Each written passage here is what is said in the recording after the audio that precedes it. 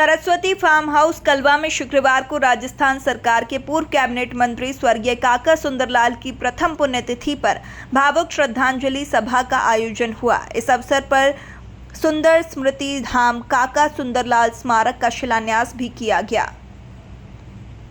भजन कीर्तन और रागनी में गूंजा जीवन संघर्ष। कार्यक्रम की शुरुआत भजन कीर्तन से हुई, जिसमें मुकेश फौजी एवं पार्टी और नरदेव बेनीवाल ने प्रस्तुति दी। खास तौर पर नरदेव बेनीवाल की काका सुंदरलाल के जीवन पर आधारित रागनी ने दर्शकों की आंखें नम कर दी और सभा में विशेष आकर्षण का केंद्र बनी। वक्ताओं ने दी श्रद्धांजलि, बताया समाज का मार्गदर्शक सितारा। सभा में वक्ताओं ने कहा कि काका सुंदरलाल ने रागनियों के माध्यम से सामाजिक कुरीतियों को मिटाने का कार्य किया है। राजनीति में भी उन्होंने ईमानदारी और संघर्ष के बल पर अपनी अलग पहचान बनाई। राजस्थान सरकार में मंत्री झाबर सिंह खर्रा ने उन्हें समाज का मार्गदर्शक बताया। वहीं पूर्व नेता प्रतिपक्ष राजेंद्र सिंह राठौर ने भावुक होकर श्रद्धा सुमन अर्पित किए। कई दिग्गज नेता रहे मौजूद। श्रद्धांजलि सभा में हरियाणा के पूर्व मंत्री रामविलास शर्मा, भाजपा प्रवक्ता अभिमन्यु सिंह राजवी, भाजपा जिला अध्यक्ष और जिला प्रमुख अर्शनी कुलहरी, पूर्व सांसद नरेंद्र कुमार, पूर्व विधायक सुभाष पुनिया, पूर्व विधायक रणवीर सिंह गुड़ा और ओबीसी आयोग सदस्य पवन मवंडिया समेत अनेक जनप्रतिनिधि मौजूद रहे। परिवार ने किया स्मृति चिन्ह भेंट। काका सुंदरलाल के पुत्र विजय कुमार, डॉक्टर धर्मपाल, ईश्वर कुमार, विनोद कुमार और पुरुषोत्तम राज ने सभी अतिथियों का माल्यार्पण कर सम्मान किया। पूर्व प्रधान कैलाश मेघवाल ने भी सक्रिय भूमिका निभाई। काका सुंदरलाल की स्मृतियों में जिंदा रहेगी विरासत। सभी ने उनके संघर्ष, समाज सेवा और योगदान पर विस्तार से चर्चा की। अतिथियों ने कहा कि काका सुंदरलाल ने जो आदर्श स्थापित किए, वे आने वाली पीढ़ियों को प्रेरणा देते रहेंगे। देखिए, सम्मान्य श्रद्धेय सुंदरलाल जी अपने शुरुआती दौर से लेकर राजनीति में प्रवेश करना और राजनीति के अंतिम शिखर तक पहुंचने तक उन्होंने सदैव समाज में व्याप्त बुराइयों और कुरीतियों के खिलाफ जनता को जागृत करने का काम किया।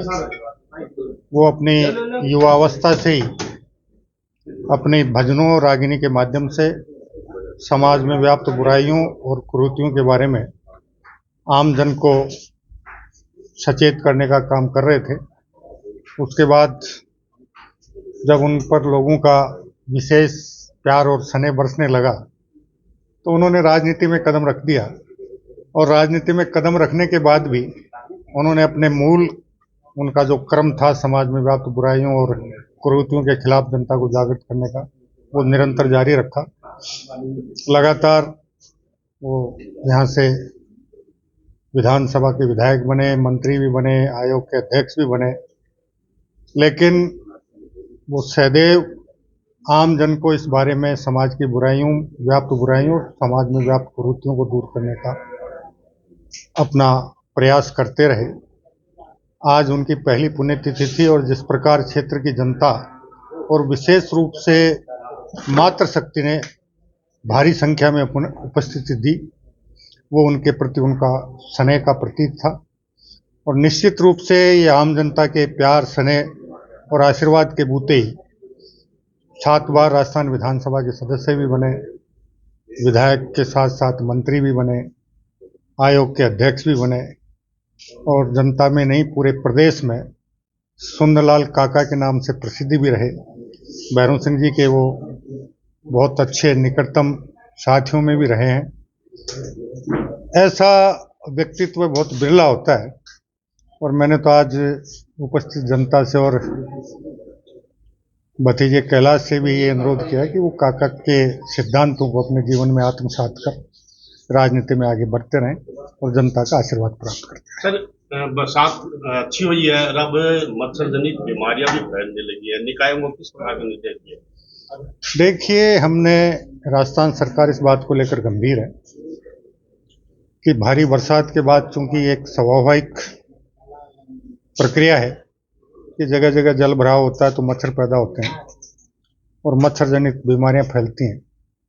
हमने सभी नगर निकायों को और ग्राम पंचायत को राज्य सरकार ने निर्देश किया और स्वास्थ्य विभाग को भी इस बारे में पूरी तरह से अलर्ट कर रखा है कि वो दवाइयों की सब उप स्वास्थ्य केंद्र से लेकर अस्पतालों तक संपूर्ण व्यवस्था रखे और जहाँ जहाँ मच्छर पैदा होने की संभावना है, जल भराव बना हुआ है, वहाँ जले हुए ऑयल का छिड़काव करके और दूसरी दवाएं छिड़काव करके आम जनता में बीमारियां नहीं फैलें, इस बात को सुनिश्चित करें। सर, निकाय चुनाव की कहाँ तक तैयारियां हो गई हैं, कब तक? देखिए, वार्डों का पुनर्गठन हो चुका है। अपने जैसा विदित होना चाहिए कि राज्य निर्वाचन आयोग ने नवंबर तक मतदाता सूची तैयार करने का कार्यक्रम जारी किया है।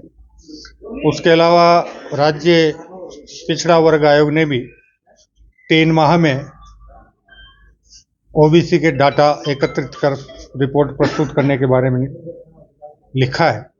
तो उम्मीद करते हैं कि नवंबर अंत तक या दिसंबर के पहले पखवाड़े तक ये सारी कार्रवाई जब पूर्ण हो जाएगी और ओबीसी के आंकड़े आ जाएंगे, उसके बाद आरक्षण की लॉटरी निकलेगी और 10-15 दिसंबर के पास हम राज्य निर्वाचन आयोग से ये अनुरोध करेंगे कि वो जनवरी माह में एक राज्य एक चुनाव के तहत, अभी वर्तमान में 312 नगर निकाय हैं, लेकिन उनमें से 3 नगर निगम जो गत सरकार ने जयपुर, जोधपुर और कोटा में 2-2 नगर निगम किए थे, उनमें से एक निगम खत्म होंगे और 309 नगर निकायों के चुनाव एक साथ कराएंगे। सर, एक लोगों में उत्सुकता है कि ये चुनाव सीधे होंगे या मेंबरों के द्वारा होंगे? अभी तक तो जो प्रक्रिया चलती आ रही है वही रहेगी। अब चूंकि हम अभी 1 महीने का हमारा शहरी सेवा अभियान है, उसके साथ साथ ग्रामीण सेवा अभियान चलेगा और उसके साथ साथ सहकारिता का भी एक अभियान चलेगा, जिसमें सहकारिता के नए सदस्य बनना, दुग्ध उत्पादक सहकारी सदस्यों के समितियों के सदस्य बनना, नए दुग्ध सेंटर अगर कोई चाहेगा तो उनको सर्जित करना, नई दुग्ध उत्पादक सहकारी समितियों का निर्माण होना, ये सारे काम होंगे। तो इस दौरान हम जनता से राय लेंगे और उसके बाद मुख्यमंत्री जी और मंत्रिमंडल से चर्चा करके कोई ना कोई निर्णय करेंगे। सभी दर्शकों को नमस्कार, आदाब। आप देख रहे हैं जनमानस शेखावाटी न्यूज।